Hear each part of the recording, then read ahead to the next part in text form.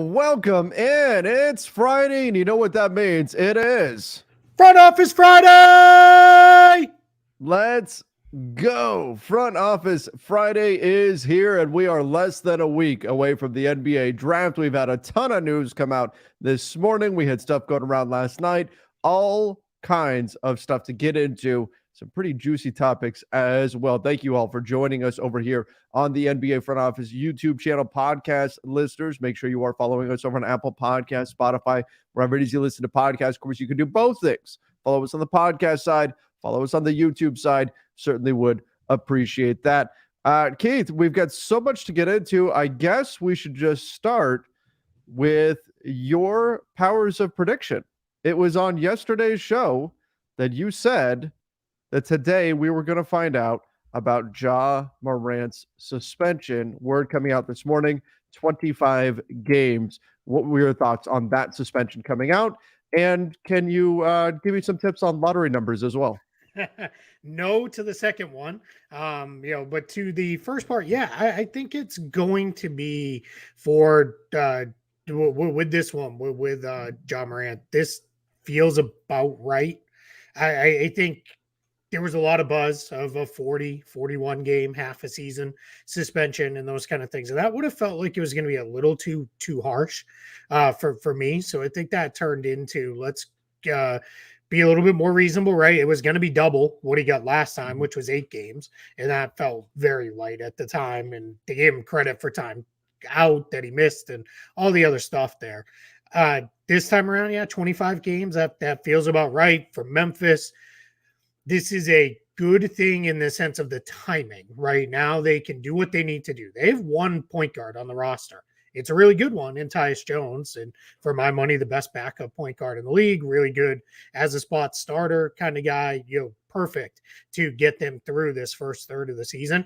But now they can approach the draft, the start of free agency, doing what they need to do to get another ball handler on that roster, get things moving in the right direction for them, because they're going to have something else, because this is this is not a all right, we got to get through 2-3 weeks. This is a third of the season. We're talking by the time this is up, we'll be probably Christmas-ish in that range by the time he's fully back in the fold.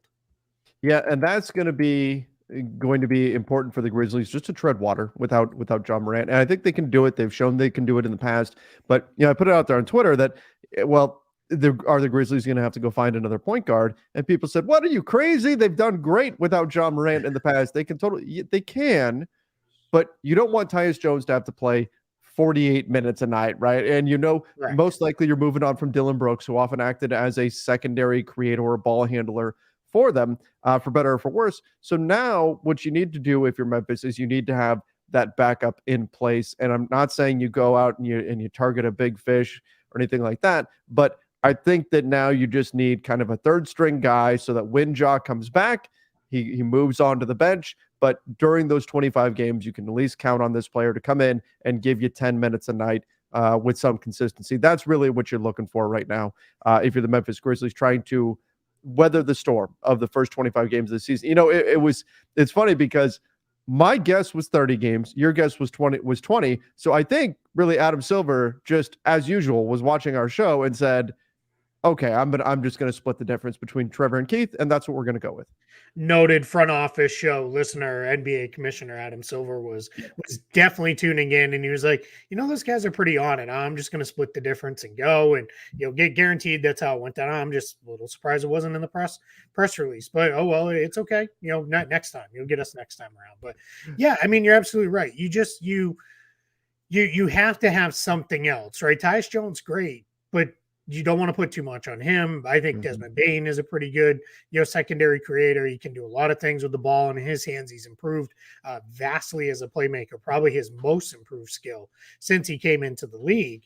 But that's you need to have him ready to go for the last 60 games of the season, right? You can't have him running out of gas a third of the way through the season, because he's been handling a ton of on-ball reps. So I think all around this is fair. I think this is good. For the Grizzlies, again, timing wise, it's not good obviously for them to be suspended. And now from the Ja Morant side, figure it out, dude. Like, Right. Hopefully this is all what it takes to get this, through your head, smarten up, make better decisions. Let's be better going forward, so that these kind of things don't happen again. It already maybe cost him an All NBA spot, which cost him A tens of lot. millions of dollars on his contract, and this is going to cost him about 7.6 million for the suspension. Just so it's out there, that doesn't come off the cap for the Grizzlies, nothing like that. They get a little bit of tax relief because this is an NBA suspension, but nothing major. So I think it's going to be a situation for him where hopefully he takes this time. It was also noted can't take part in preseason, can't do training camp, none of that stuff. So he's basically, we'll see you, like I said, when the schedule comes out, we'll know for sure, but we'll see you, Christmas-ish in that range probably. Oh, could you imagine the potential for shenanigans if a player getting suspended meant the money came off the cap? Yeah. Well, it's funny with that because team suspensions don't come off the tax. If it's a team suspension Right. that gets given, right? Because then teams could be like, "Hey, we'll make it up to you, later. But we want to dodge the luxury tax, so we're going to suspend you for 2 games." And we know that would be potential for all sorts of nonsense. So Yeah. yeah, so here we are, with the league side. But yeah, it's now, like I said, get it right, man. Figure it out. Let's go. All right. The next bit of pretty big news: new ownership in Washington. Chiron drone in Charlotte. Oh, in Charlotte. What am I thinking? My goodness. I went back to Wizards Jordan. I was typing these in very quickly. Man, you threw it way back. I It's went right, it's way Friday. back. Friday's That's where I'm at. That's where I'm at this morning. But in any event, the Hornets will have new ownership coming in. Michael Jordan selling not his entire stake, but the majority of his stake in the Hornets. And I guess, look, I mean, ownership comes and ownership goes. And obviously it's a very, very important factor in terms of the decision making of a team, and probably more so than we give credit to, because it's not as public facing as some other things that are going on. But what everybody wants to know is, what does this mean for the number 2 pick? Because now you've got some other voices in the room that are going to weigh in on what the Hornets should do. Yeah, hey, it's going to be interesting. There was definitely a note in there. In Woj's reporting that MJ, this is just timing related. The draft is less than a week away. Free agency starts 2 weeks from today. There's a whole bunch of stuff in there of there's Jordan's still going to oversee the draft. He'll still be running the team as the majority owner through the next couple of weeks, start of free agency. It'll take a little bit for this to get pushed through, approved for the vetting process, all that stuff. But that is true, but guaranteed no major decisions, which trading the number 2 pick in the draft would be a major decision.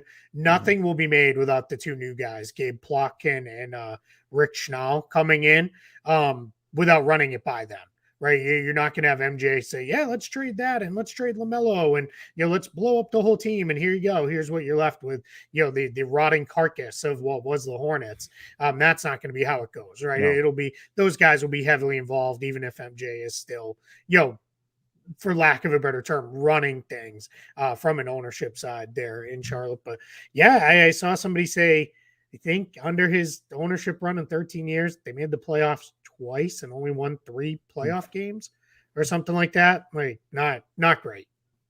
Yeah. MJ's powers of greatness apparently don't extend to NBA ownership, but I do think that this could shake things up a bit in terms of what the Hornets are willing to do with that second pick. Are they willing to trade it? What are they going to do with that? We know, I think if the Pelicans really want the number 2 pick or really want Scoot, they're going to have to deal with the Hornets and not just wait on the Blazers and see if he's there at number 3 or whatever. So it'll be interesting to see how this ultimately affects things.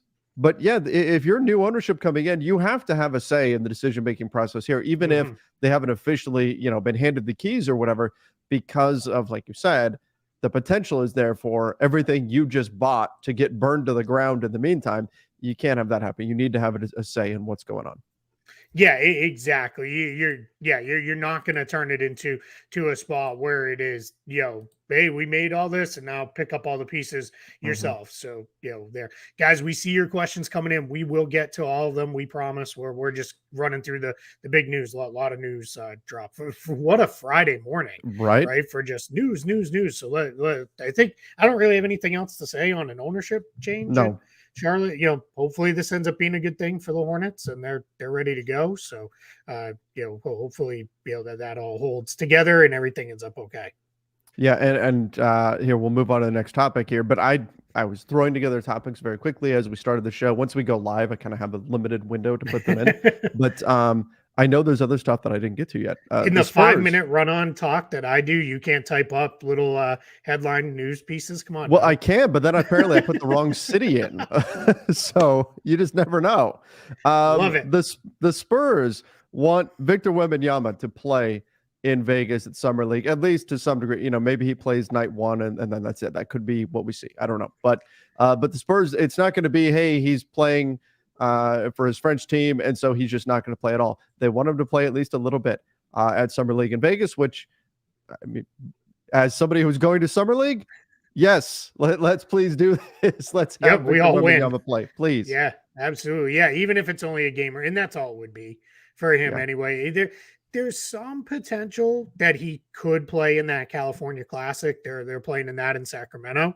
So we'll see, if they wanted to go that way, but my guess is they'll probably say he's going to sit that out to recover from the French season, cameo appearance in Las Vegas for a game or two, probably on the opening night, likely against whoever the number 2 pick is. We just know how this game is played, and then they'll sit him after that, and then we'll see him next in the preseason with San Antonio. But that's fun. It's so funny too how we're already like we're so deep into.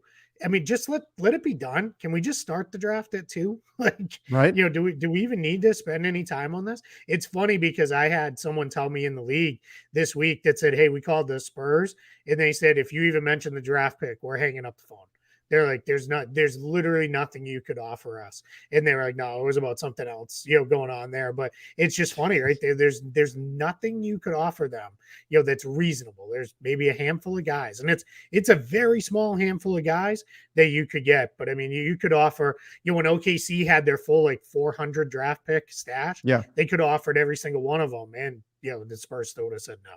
Yeah, absolutely. And that's that's what superstars are worth in today's NBA. And the thought is that Wembanyama could indeed be a super duper star, like a game changer in the league. So I don't blame the Spurs for that. I did think it was funny that word went out. It was probably just the way it was presented, but it was floating around. I think it was yesterday or the day before that if you're calling about Victor Wembanyama, the Spurs won't even pick up the phone. And somebody on Twitter responded and said, how do they know what you're calling about if they're not going to pick up the phone? Okay. Fair enough. Yeah. Well, it used to be the joke, right? Of like if you back when Danny Ainge was making 1 million trades and it felt like he won every one of them. If you saw the 617, which is the Boston area code, pop up, like you were like, nope, don't answer it. Don't answer it. You're gonna feel bad after you do. Like, that we're not home. Joke for a little bit. We're exactly. We're screening our calls.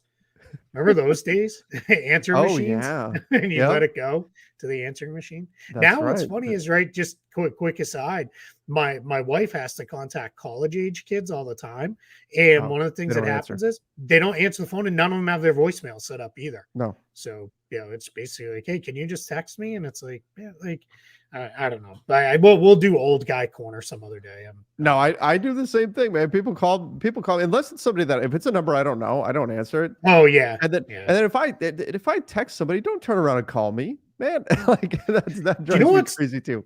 Tough though for and I'm sure you go through this too. I do when you're driving. And you do so many radio spots around the country that it's like, I don't know where this is coming from. Like, I'm going to have to pick it up because, it could be, somebody from radio and those kind of things. And then every once in a while they get me. And it's always one of those where it's like, hello, and they don't reply. And then like, oh, hi, we're wondering, and it's always some nonsense. And then I'm like, no, I'm not interested in your scam. And sometimes I get really mad and then I just hang up anyway. But yeah.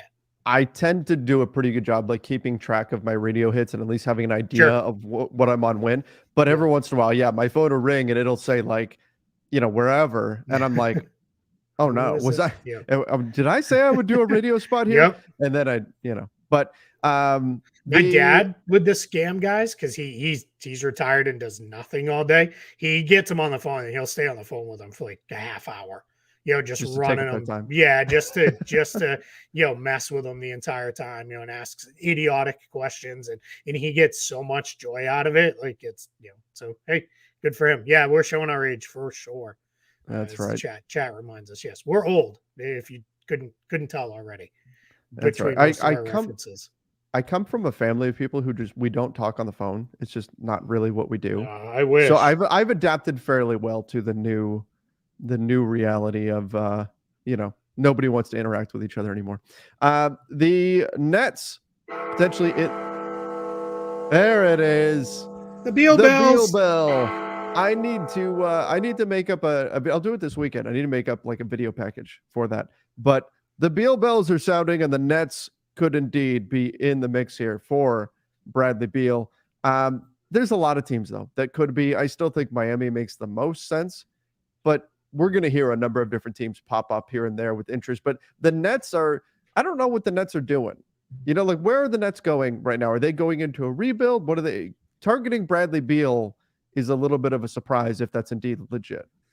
Yeah, I mean, you've got some pretty solid pieces, right? So Sure. if you felt like, hey, Beal can really put us in the mix to step forward in the East around Mikal Bridges and Cam Johnson, who I know we're going to talk about here in a second, why not, right? If you think you could get him, my question would be, how are you going to get him, right? You don't have all your picks. You've got some picks coming from the Suns, but question on how great are those picks? We'll see. Mm-hmm. They've got picks coming from Philly too.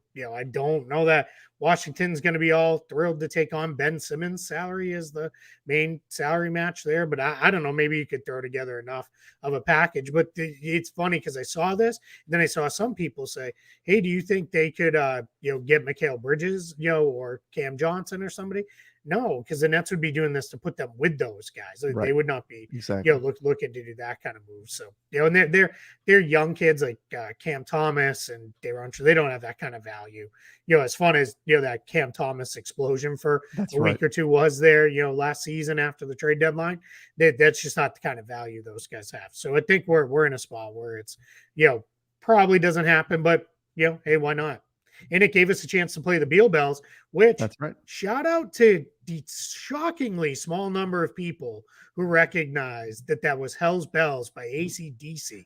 I got Metallica. a lot of For Whom the Bell Tolls by Metallica. It was not the Undertaker's theme music. No, it's it's Hell's Bells by AC/DC.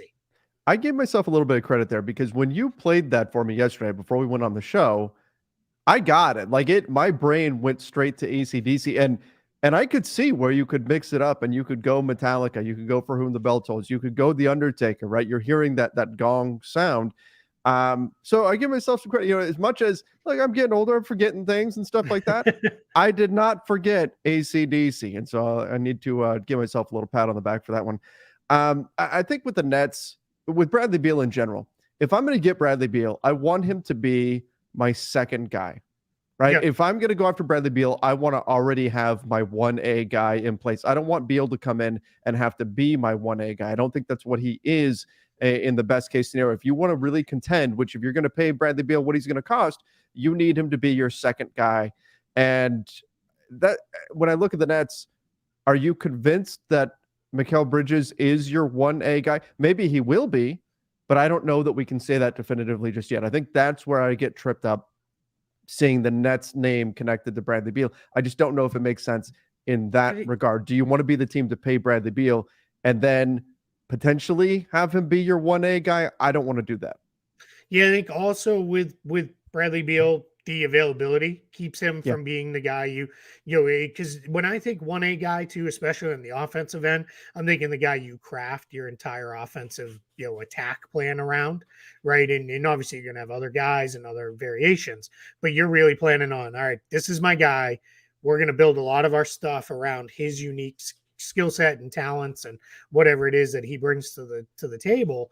And if it's a guy like Beal, who I don't know that I'm going to have him for more than 55 or so games in a season, that gets very worrisome there. So I'm with you. I would much rather at this point in his career, even if he's paid like a number one, not even I don't know, like zero, because that's higher. I don't know. I'm making no sense here, but he's paid like a superstar number one guy. That's kind of sunk cost. You accept that for what it is if you're getting into the Beal business, but you got to build the rest of your roster out around that to some extent. So I'm with you, knocking down a peg or two in your list. Have you noticed? Maybe this is just me. Bradley Beal is a first name and last name guy. Like when I Yeah, say his name, I'm always first name and last name, Bradley Beal. yeah, There's that's some other true. players where I just say the last name. There's some other guys where it's just first name. Zion, right? LeBron, it's just Yeah, first name. Some other guys, it's the nickname. Like I already know, Wembanyama. I'm just going to say Wemby a bunch, yeah. right? But Bradley Beal, maybe it's the alliteration, but he's a first name and last name guy to me. Yeah, I'm with you. Remember when Twitter was so limited on characters? We Yeah. had to have stupid little abbreviations for everybody because you had to like everyone. You like imagine Wembanyama. That was half your characters back in the day That's the if you whole wrote the tweet. whole name out, right? It was like Wembanyama, right? So he probably would have just become Wem or Vic, right? It probably would have just Yeah. been Vic, by the end for sure. Yeah, and Dan the Man says it's the alliteration for sure with Bradley Beal. It always throws me off. Jason Tatum, who's close friends with him, calls him Brad, and that always feels a little odd Oh yeah. to me. He calls him Brad Beal, which that sounds cool, I guess. So there, but yeah, it is interesting with that one. Yeah, I don't even want to reference this, but somebody said Imagine Dragons is better than ACDC. Like I Wait, don't what? mind Imagine Dragons, but ACDC's classic. Like Yeah. what are we doing? That Wow. is that's the Back in Black album too. That's an outstanding album. I might have Mhm. listened to that a little bit yesterday while I did a little bit of writing. Did you? Well Oh done. yeah, Well yep, done. yep. Well done.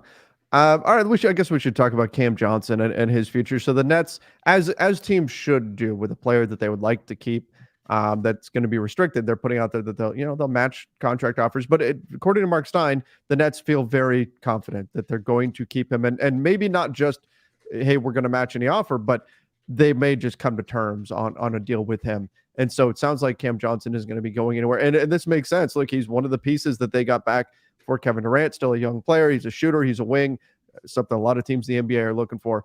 I don't see why they would want to move on from Cam Johnson at this point. Yeah, Cam Johnson is in a place where he is probably going to get a lot more money than I think people are thinking. And that's in part because he's pretty good and he took Mhm. major steps forward around the injury last year. And I think the Nets are seeing him as, all right, this guy's a key part of our future here. And that's why they're probably right. The NBA cracked down a couple years back on teams saying we'll match any offer, right? Because Right. it kind They're of scaring away offers. yeah, it makes the system even messier for restricted guys than it already is. But I think what's interesting here is it's probably more of unless it gets super silly with the stuff, it's going to be, it's going to be, yeah, the Nets will just, they'd either match Yeah. or probably, like you said, and the reporting is probably more likely they just get something done with him themselves. Yeah. If they're not the ones saying it, if it's you Mhm. or I saying, Sure. hey, I think the Nets are going to match any offer, like the Nets could be whispering in our ear and saying, hey, we'll match any offer. Why don't you, put that out there? They stuff like that is how they can get away with still putting it out there that, hey, like, don't waste your time putting in an offer here because we're going to match no matter what. You're just going to burn your money. Although now it's just 24 hours instead of 48, and it was Yeah. longer than that before. So the deterrent from submitting an offer to a restricted free agent is now less than it ever has been before. But nonetheless, I think Cam Johnson winds up sticking with the Nets, and it'll be interesting to see what that deal comes in at. Dorian Finney-Smith, though, is a name that's popped up on the trade market. They added Royce O'Neal, him. too. Yeah, and Royce O'Neal. So it's interesting because they've got kind of a glut of wings. There are a lot of teams that are looking for wings. I wonder what the value is now, because Finney-Smith wasn't great this past season. I wonder what the value is for Royce O'Neal and Dorian Finney-Smith at this point. Yeah, O'Neal only 9.5 million, right? You'd end up guaranteeing that if you traded for him. So that's interesting. I also wonder, could you squeeze some form of value if you don't end up just keeping him out of Joe Harris?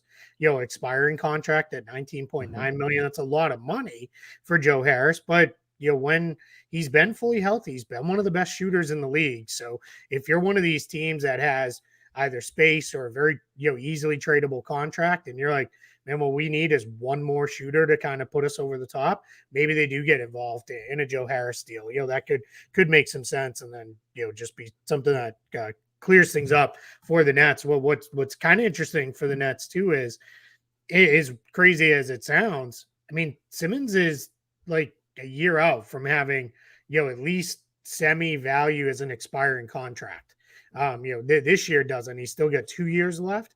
But, and then if he, obviously, if, which we hope he makes it back on the floor and he can play and plays well, then, maybe it all ends up okay. But, Nets are fun, man. And this is when Sean Marks has done good work in the past when he's had to kind of rebuild on the fly like this. So I'm interested to see what he does.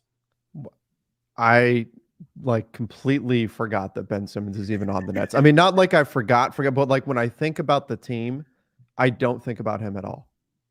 Little Taylor Which Swift forgot that you existed. Is that where we're going with this? I don't know. You walk in the Taylor Swift world. My Yeah, I daughter's do. not old Yeah, I enough yet, do. yet for that, I'm a but Swifty. yeah. I'll admit it. Keith Swifty. All right, last topic before we get into all of our comments coming in. We've got plenty of them to dive into here. Dallas, our last topic. Dallas moving on from Christian Wood. This is from Mark Stein, who is as plugged in with the Dallas Mavericks. That's where his home base is. As plugged in with as anybody with the Mavs. Says, look, the Mavs.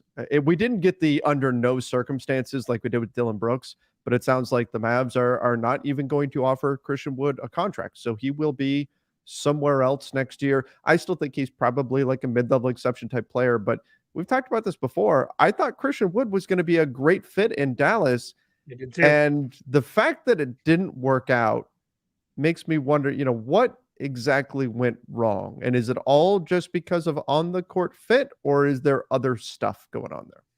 Yeah, for sure. You do have to wonder that. And my guess is it's probably.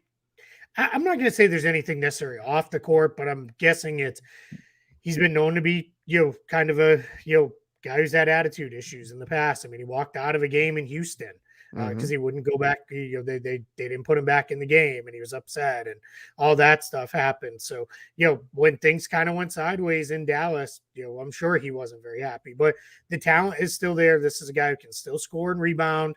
He's not a great defender. He can block some shots, but, that's can be one of the more overrated skills, for a defensive player, depending on how you're getting those blocks. The dog is snoring like crazy under the desk. I don't know if you can hear it, if it's coming through or not, but it's really loud. Don't they know that it's front office Friday? Come on, the energy Yeah, level is high. You can't sleep through man. this.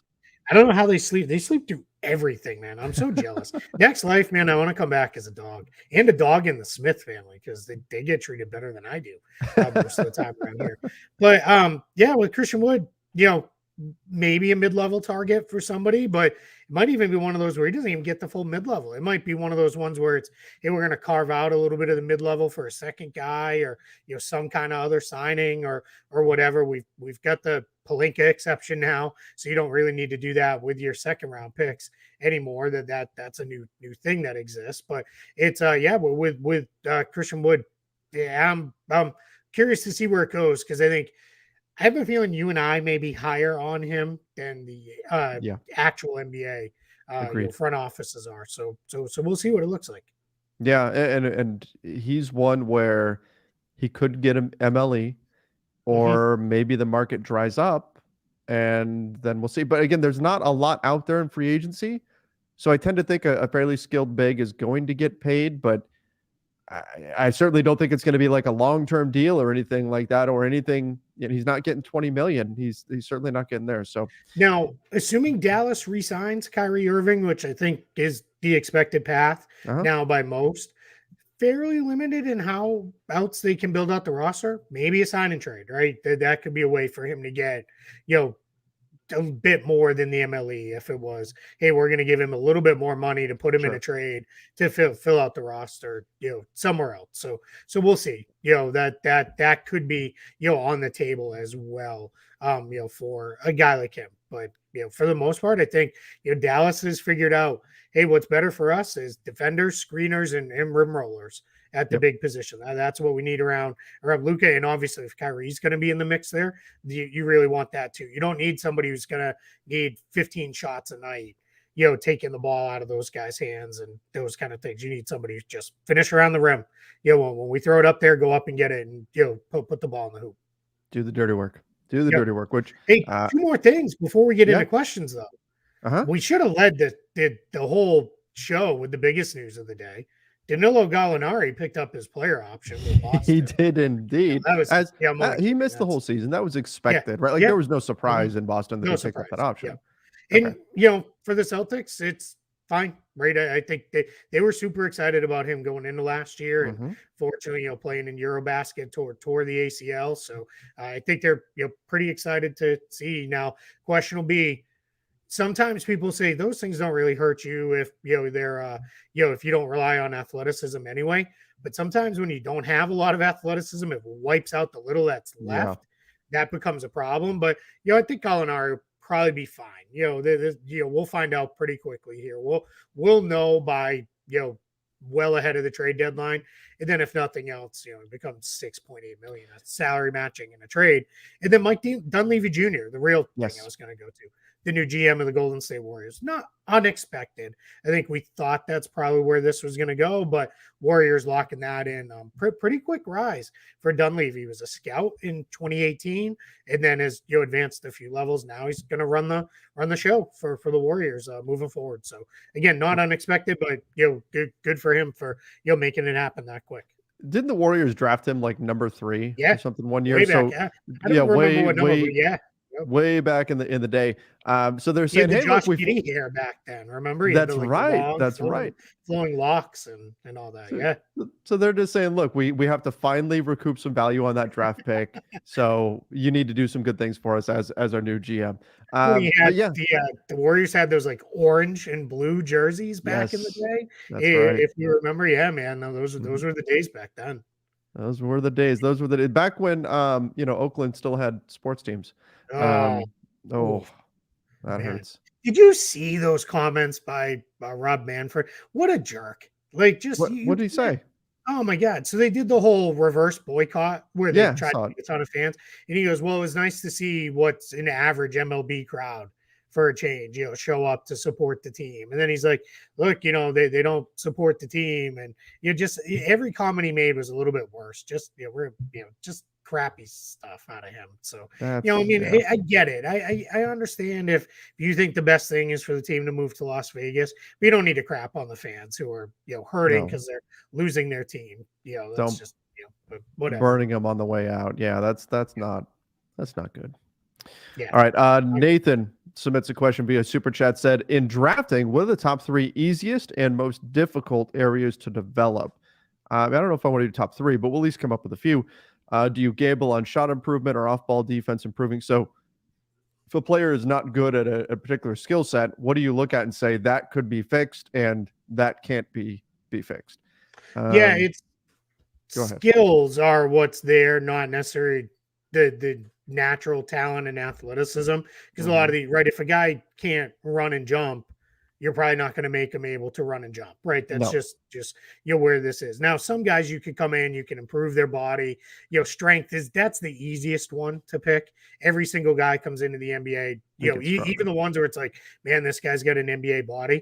Look at them 2 years later and they look completely different. Like it is unbelievable the transformation those, the vast majority of these guys go through. So that's the easiest pick on the board is, strength. After that, I tend to think it's off-ball defense. I think in the college level, because there's a lot of zone being played and there's a lot of, especially for the best players, the focus is not generally on defense.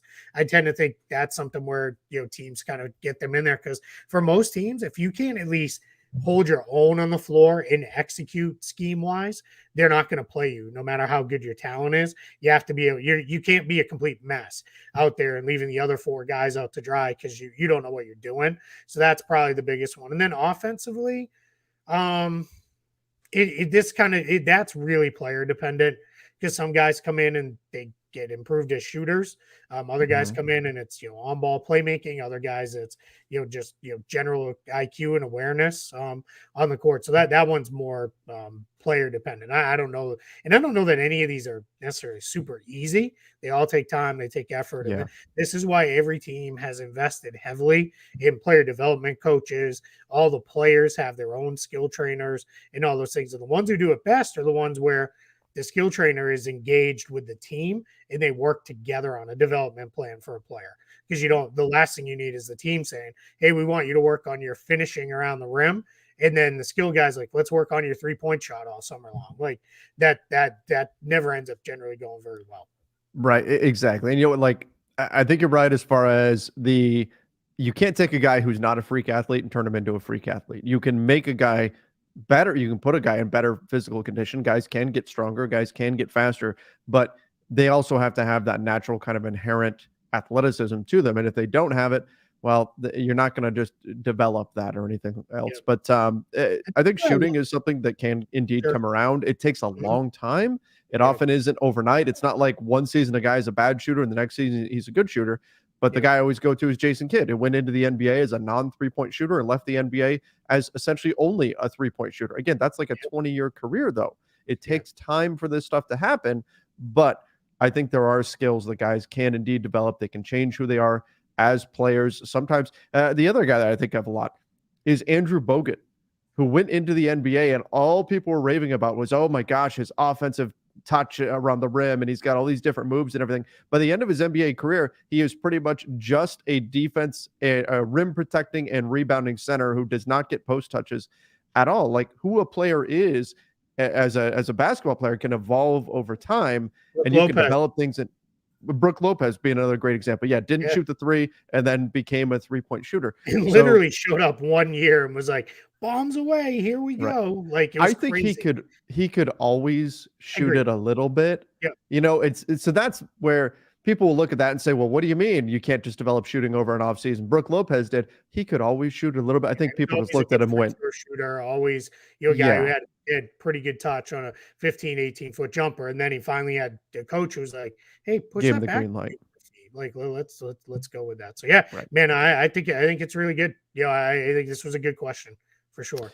Sorry, Akeem Willie. I'm trying not to be so boring for you. You can tune out if I'm putting you to sleep. Oh, it's Troll Friday, I guess. There, yeah, really. Kids are out of school. Said, will you guys be at California Classic in Sacramento? No, will not be at Summer League in Las Vegas, but will not be at the California Classic in Sacramento. I want to spend 4th of July with my family and all that kind of stuff, so will not be there. I'll be watching. And no games on the 4th this year in California or Salt Lake City. They're playing the third and 5th in Sacramento, and then I think the 3rd, 5th, and 6th in Salt Lake City. So I'll be watching the games, but not going to any of those. Yeah. Doug McMenamin, are you related to Dave in some way? Detroit fan here. Bojan trade. More picks? Love your pod.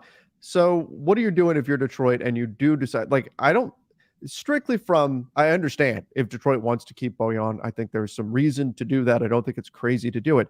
But strictly from a value perspective, you're probably going to get more if you trade Bojan this summer than if you were to trade him next summer. Maybe they decide we're not going to trade him, period, and we're just going to keep him. I'm not saying they have to trade him. But from a value perspective, you're getting more for him now than you're likely to get for him next summer when he's 35 years old. So what are you trying to get if you're Detroit and you decide you want to move him? Yeah, I think if the idea is let's try to win and be a competitive team and push forward, try to compete for a playing spot this coming year, you keep him. But Monty Williams has a long-term contract. So you may be looking at that as hey, we can wait a little bit, right? We can be a little bit more patient. We can build more around youth. But my thought is they did not trade him at the trade deadline last year when they could have probably gotten some really nice stuff back. So it's probably start out the year this year. But this trade deadline, if you're, not where you want to be, right, and you're clearly not going to be in the mix for the play-in tournament, then you probably look to trade him for, young players, draft picks, whatever the assets are going forward, because he is a super movable number, and it feels like he's a guy who is not going to fall off, right? He's just been continually good, every single year. So I think he's going to continue to be a really solid player. All right. I agree with all of that. Mission 86 Performance said, Happy Friday. Trevor mentioned something a few days ago that made me wonder what would happen if a team had clear books and something absurd like 3 first-round and second-round picks. Would Adam Silver's head explode?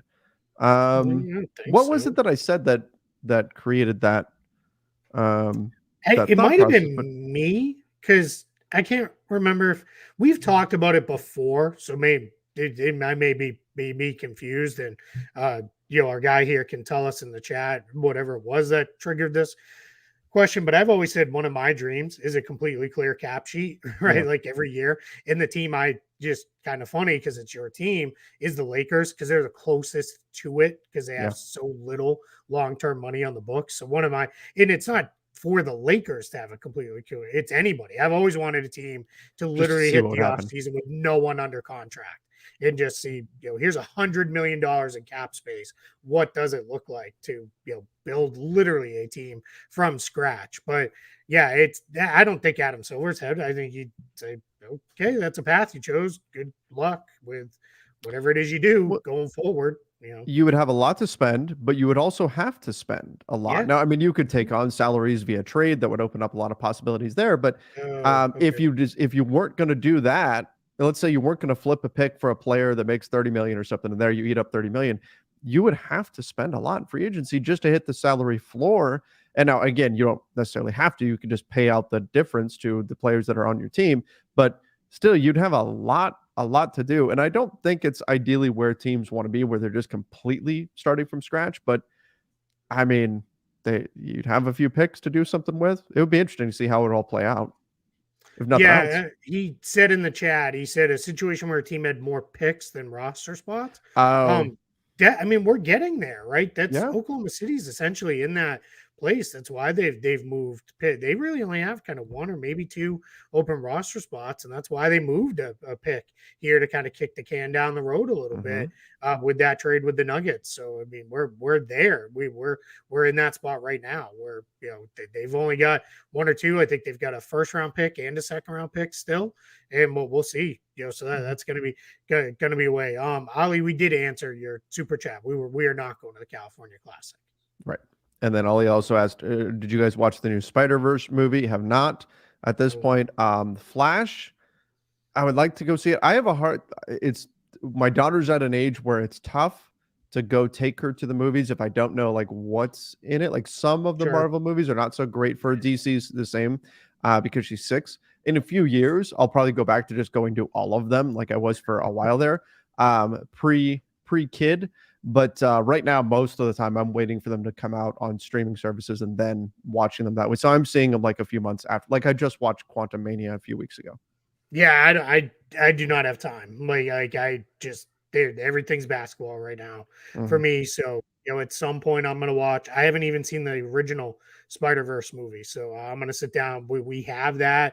I think that's also on maybe on Disney Plus. I don't know, but if it isn't, we'll watch that, and then I will carve out time to watch Secret Invasion is starting. Yes. I think it's next week. I think it's on the night before the draft is when it starts. So, or the day before the draft. So I'll definitely watch that. That'll be my break. But hey, everything's bad. I mean, I still have the draft's less than a week away, and I still have like 25 guys I want to try to get familiar with. I'm not going to make it at this point. There's too many other things going on. I've got a lot of writing to still do. So yeah, there's just no time for stuff like that today. It is in a little while. I am still in the midst of making my way through Sam Viciini's War and Peace novel of a draft guide. So good though. It's great. He's even got like these are his parents' names, and this is like and all kinds of stuff in there. That thing needs to come out in like January though, right? If you're gonna have any chance to read it. I'm gonna need to become like a speed reader, like Chris Traeger or something to get through the thing.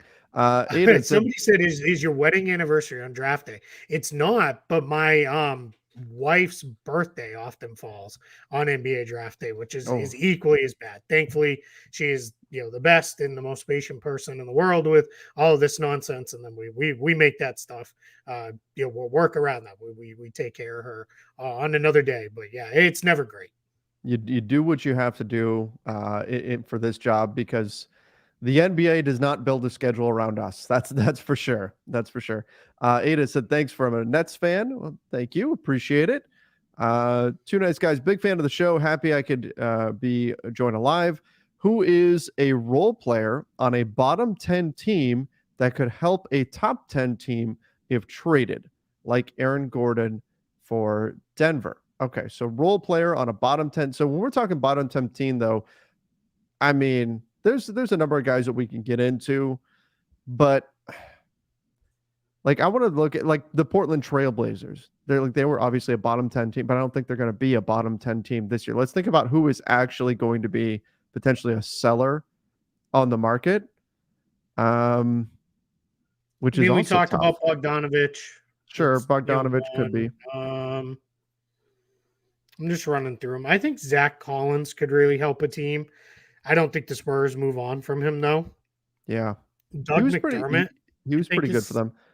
I think Doug McDermott still can play. Still Mhm. a good player. Um, all right, I'll give you one that I kind of like. I don't think he's. Well, we'll see which direction we go. Kenyon Martin Jr. on Houston Yes.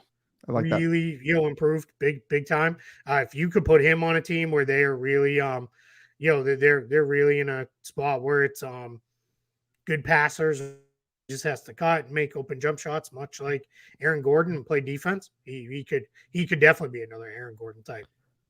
I think one that we've talked about a lot. Now, again, you'd be going after him in free agency, but Drew Eubanks, Yeah, it could be a I guy that love could Drew. just step in, but not. But in terms of an Aaron Gordon role, like a guy who gets, but Aaron Gordon also got traded for quite a bit.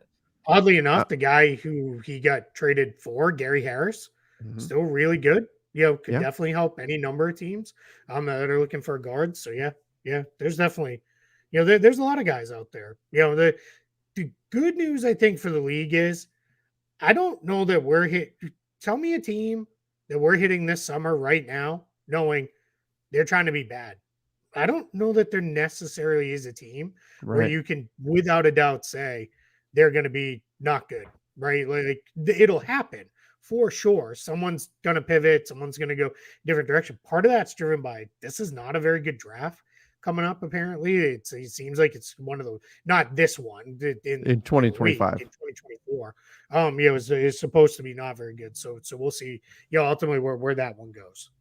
Yeah, that's it. That's it. All right. We've got two nice guys said, Keith, what moves would you like to see the Celtics make this summer? Do you run it back or trade some pieces outside of Jason Tatum and Jalen Brown? I Um, think Go for it. mostly run it back. Maybe a Malcolm Brogdon trade. I've been on the record saying you got a fully healthy year outside. He got hurt in the final or East Finals, which stinks. But Brogdon was basically healthy this season for the first time since his rookie year. I am not sure you're going to get another one of those. So that part worries me. He's a guy who's generally tended to miss around half a season. Makes a lot of money, third most money on the team at 22.5 million. So I would maybe look to trade him, rebalance things a little bit there. But other than that, it's moves around the edges, and I think you mostly run it back, hope for better health and a little bit better shooting luck. I know that's not anything anybody really necessarily wants to hear, but you have a better assistant coaches around Joe Mazzulla. I'm sure he'll improve in his next year, and all the pieces are there. They're in Game 7 of the East Finals. It's not. I know it feels worse than it probably really is, but I'm not in the direction of let's really blow things up and go crazy on this. Yeah, that's what happens, and it's happening for the Lakers too. All I'm hearing is, "What do you do to beat Denver? What do you do to beat Denver?" I'm like, well, if you're trapped in that moment, right? Like, then you miss out on some of the bigger pictures. So just like the Celtics, if you say, "Oh my gosh, we didn't make it to the finals. This is awful. Tear it all down." You can overcorrect, right? If Mm-hmm. you only build a team to deal with Denver, then you can run into problems with Yeah. other other situations, right? Like that's same thing with the Celtics. If you go, oh my gosh, we didn't make it to the finals, quick, major changes. Whoops. Next thing you know, you've got Russell Westbrook, right? Like that's what happens. That's the way it goes. You can overcorrect in situations like this. So I do think that the Celtics probably you make a few tweaks. Maybe it's a trade here or there, but I don't think you have to do anything too crazy at this point. Nope. Agreed. Esham said, do you think Kyle Kuzma fits on the Pistons? I think Kyle Kuzma fits just about anywhere. Yeah, in general, yes. I'm a big fan of Kyle Kuzma. I think he really showed over the last couple of years in Washington real improvement, especially in his playmaking part of his game. Still, he's not a great defender. He's never going to be a great defender, and that's fine, right? Not very few guys are everything. But terrific scorer, good on ball, good off ball. Has a nice spot up game. He's another guy could probably benefit from playing with better passers. I think that would cause him to cut more and those kind of things, like that. But decent rebounder for his position, not great, but good enough to be that. Pistons are a little bit weird because you've got Bogdanovich, you've got a million bigs there, so that fit seems a little. I'd love him on a team like the Pacers. Who I think could use another scorer, another actual forward, not just a guard playing forward, but a real forward size guy. I think if they wanted to do something like this to try to, all right, well, we got Wembanyama coming in and maybe try to be better than we thought right away. Spurs could be a really good fit for him too. He's a pretty good player. Yeah, I think that there's a lot of places where he makes sense just because he does have that versatile skill set. A lot of teams need wings. He's got the ability to shoot from the outside a bit, but yeah, you put him next to a Wembanyama, you put him next to a Miles Turner. That makes a lot of sense because you're providing that floor spacing, you're providing that offensive punch and the versatility and switchability that Kyle Kuzma has. So I think that he's gonna get paid this year. And now look at the trade deadline, we said, okay, Washington is keeping him, no question. And now it's looking like that's not the case. So he's going to be one of the guys certainly to keep an eye on here in free agency. That could be. I think there's a lot of teams that are going to put in offers for him. Yeah. The new front office, I think, says see you later, right? Yeah. I think, that's probably going to be the direction because I think for them, if you're fully rebuilding, it doesn't make any sense to give Kyle Kuzma, $25 million a year or more, just because you're not headed in the right direction with him. All right, Top Dollar said apologies if he said it, but I'd like Keith's view on declining Beasley and Bamba's options to open up all exceptions for one last all-in. Talking about for the Lakers, so Beasley $16.5 million, Mo Bamba is non-guaranteed at $10.3 million. Just saying we're declining all of that in order to make sure that you can use it. And again, there's other things. What does Rui get? What does D'Angelo Russell get? Right, those things matter, but in order to use a mid-level exception. Would you prefer that path if you're the Lakers? Definitely, I would waive Bamba. Just for tax-related concerns, because if you re-sign Russell, you re-sign Rui, you re-sign or what's looking increasingly more likely they match on Reeves on an offer sheet. You're going to be pushing close to the tax, and I don't need Bamba at $10.3 million on my books. He's not good. Like I people get angry every time I say it, but just isn't right. This guy couldn't crack the Magic's rotation. I don't know why all of a sudden everybody thought he was going to be great because he got traded. So it's just, it's fine if you want to re-sign him and give him $2 or $3 million a year, minimum deal. That's great. Sure. Right. Then that's perfectly fine. But at $10.3 million, Beasley, that one's a little weirder because I would have to, what else do you do? Are you trying to keep Lonnie Walker now? It looked like for a little while like he was probably going to leave, but then resurfaced in the playoffs and played well. I still think Beasley's good and can really play a role on a pretty good team. So maybe if you want to try to keep him, that makes a little bit more sense. So, but yeah, I would, for the most part, waive Bamba. If you want to re-sign him to a much cheaper deal, no issues there. That's fine. Sure. Just pay him more commensurate with what his value is. Yeah, I mean, if I could open up the full non-tax MLE and I knew I was getting Bruce Brown, I'd take him over Malik Beasley every day. The problem is you don't know that that's going to be what happens, right? Like that's where it becomes sideways. So I'm probably leaning towards just keep Beasley because if nothing else, that's now a very nice mid-range contract for trade purposes down the line. You'd have to know, hey, we've got a good shot at getting players A, B, and C if you're gonna make a move like that to open up the full mid-level exception. And it depends on how the other deals are gonna, what is it gonna cost to keep some of these other guys. That's obviously, it's all going to be interconnected. But this is possible for the Lakers to do. You could also tell Beasley, hey, you know what, we don't want to pay you $16.5 million this season. You are not, the shooter that we thought. Obviously, you're not going to, dig into him or anything. But you could sign him. You could decline the option and sign him to another deal. You could sign him to a 2-year deal at whatever number and free up a little bit of space that way. But it depends on what he wants to do too, right? If you're going to make him a free agent. Yeah, because you decline him, right? Then he could move on. He can go somewhere else. So same thing with Bama, right? If you waived him, he may say, "All right, I have a chance to go somewhere else." And with bigs they're the guys who continue to get paid even when they probably shouldn't, more than any other position. Because anytime a team's like, he can kind of shoot and he can block some shots, teams convince themselves into it, and then they give them more money than they probably should, and then we repeat this cycle. So you run the risk if you even with the intention of decline and waive for the two guys respectively, you run into a spot where it becomes, you run the risk of them leaving, right? And if I'm the Lakers, I'm probably like, oh well, we lost them and we move on somewhere else. I'm not going to stress over that. If I think that's the right direction and re-sign them, then great. But yeah, I think Beasley's better than what he showed for the Lakers. I just think he never really fit fully in the rotation, and but maybe he never will, right? That's a whole thing too. But that guy can play, he can score and shoot. So, I'm not fully sure, why it didn't work there, but we'll see. He just didn't make shots. I mean, really, that's what it came like. He's 90% of his value comes from his ability to make shots, and he just didn't make them at a high enough rate. And if you're a volume shooter like he is, you have to make them. You have to make them, right? That's your value. This one said, love the show, fellas. Heard my Nets are considering moving up in the draft. Do you guys think Royce O'Neal or Dorian Finney-Smith could be on the move on draft night? Absolutely.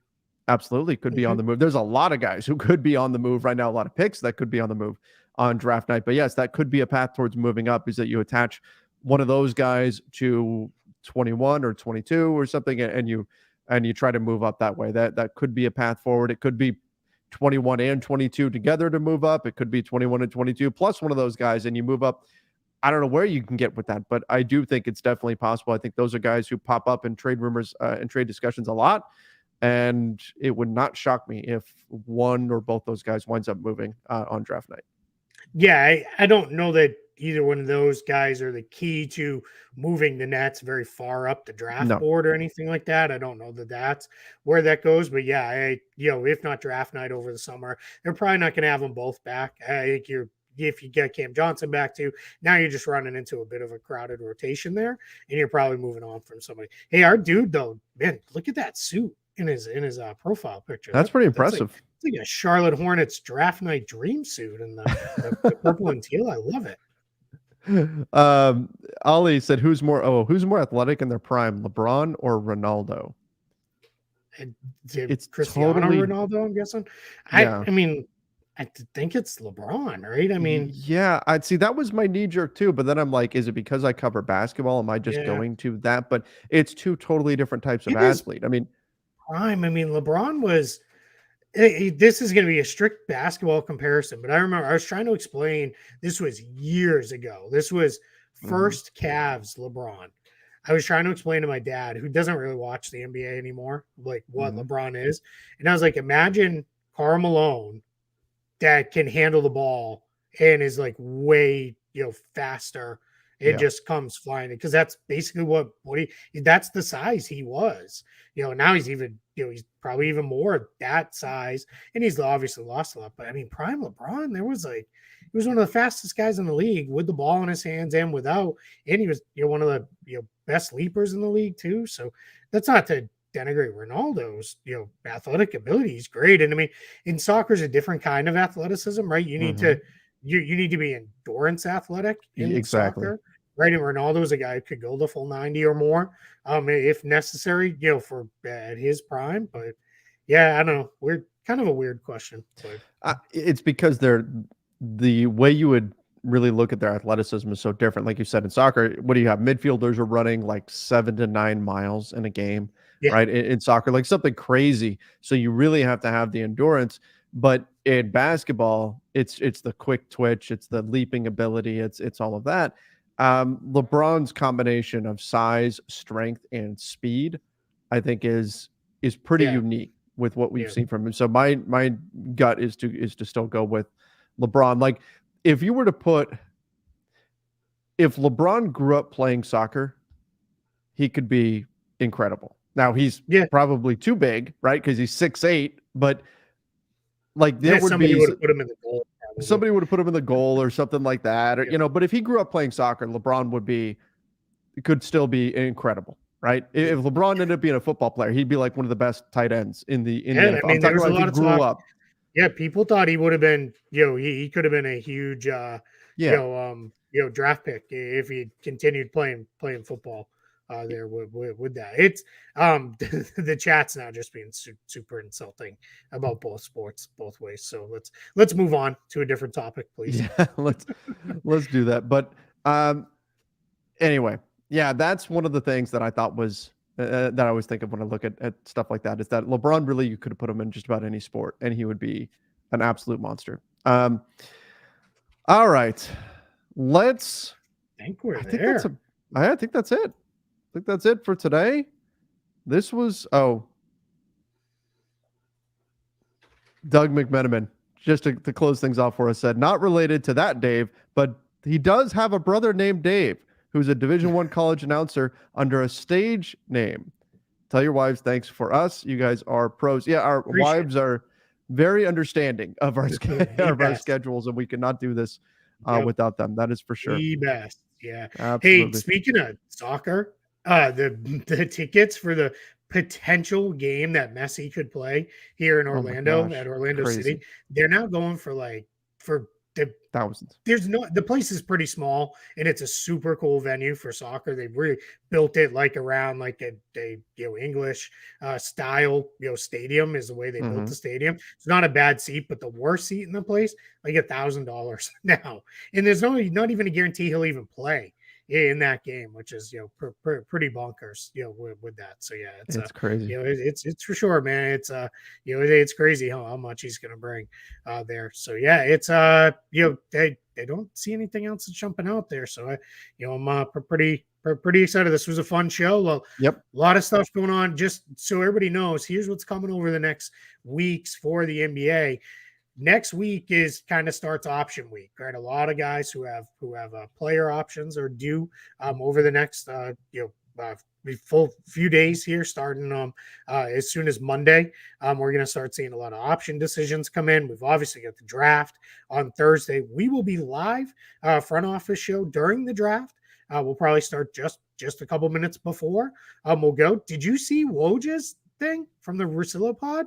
That he's not going to spoil the picks? Tweet the picks. He's going to focus on talking trades, which I'm going to take that as Woj says there's going to be a million trades that he needs to be focused on. I think that's what it is. I still think, though, it makes the most sense for us to do our show just on our YouTube channel here and not using like the playback version or whatever, because I think we're all going to be just watching the newsbreakers and stuff anyway. So yeah, we'll react, and if we need to, right, we'll mute the show and listen if Woj is up on TV and breaking something big down. We'll all listen to it then and go from there. He also talked, which I thought was really interesting, right? Something neither you nor I know anything about is he says when you have millions of followers, just the math is everything you tweet is going to get a huge amount of reactions, and it causes his Twitter to lock up constantly. So he's constantly having to sign out and sign back in. So he's like, when you're breaking the tweets, it's a little harder for that. So I thought that was really kind of interesting, just a really good listen to that pod, because he also talks about how people use him as a way to get information out there and get information from him. So if you're interested in the whole inside of how do you break news and all that stuff, he goes into a lot of stuff. So really, really good listen. Plus, there's just a ton of fun little juicy like tidbits of news and all that stuff in there. So a lot of fun stuff. We got a tweet coming in. Let's hope it's something good. Chris Haynes, Washington Wizards have granted Bradley Beal and his representatives permission to speak with teams the star has interest in being traded to. All right, we're getting closer. We're moving. Yeah, it's It's gonna gonna happen. happen. It's gonna. I better hurry up and get that Beal Bells graphic all put together. I better Especially get that going. until That so drop. ACDC doesn't target us and get us kicked off YouTube for That's right. swiping the opening few seconds of their show. So yeah, man, it's good. We got one more super chat. We'll get to it. Bleacher Report has the Cavs targeting a Corey Kispert trade. What are your thoughts? I'd love that for the Cavs. Yeah. Corey Kispert got way better last season. That's a cheap number that they can get, a guy that could have on the roster long term. Not going to probably cost you a lot in trade. That's a great pickup for the Cavs if they could get him. Yeah, absolutely. I think that would be a really good fit there. And yeah, I like it. I like it. Yeah, I think it would be I great. love it, man. Depends on what you have to pay, of course. But yeah. Somebody said the Kyrie Kazoo, and then they said something make it sound like the beginning of the old Disney animated Robin Hood. That's a family favorite here in the Smith house, so I'd be all about it. Now that song's running through my head, but I'm not going to do that. So we'll let everybody go with that thought in your head and running through your minds there. But yeah, man, live show next Thursday. We'll see front office Friday if we go live again. It'll probably depend on how much we've got left in the tank the next day, because those 3-4 hour live shows end up taking a lot out of you with that. And it's going to be a late night. So last thing I want to leave you with, last 4 drafts, NBA drafts. I'm probably going to repeat this over the course of this next week. We have seen 16, 18, 21, and 24 trades on draft night. So. Ooh. Let's go. Let's crack 20. Yeah, let's crack 20. Yep. Let's go. So we'll set the over under at 20. And let's shoot for the over. Now that's little things like buying a second round pick and those sorts of things, but they all count as trades. So let's do it. Let's set the over at 20, and hopefully we'll get there. I'm taking the over. I'm going to be optimistic. I'm taking that over. All right, everybody. Thank you for joining us. Till next time. See ya and stay safe.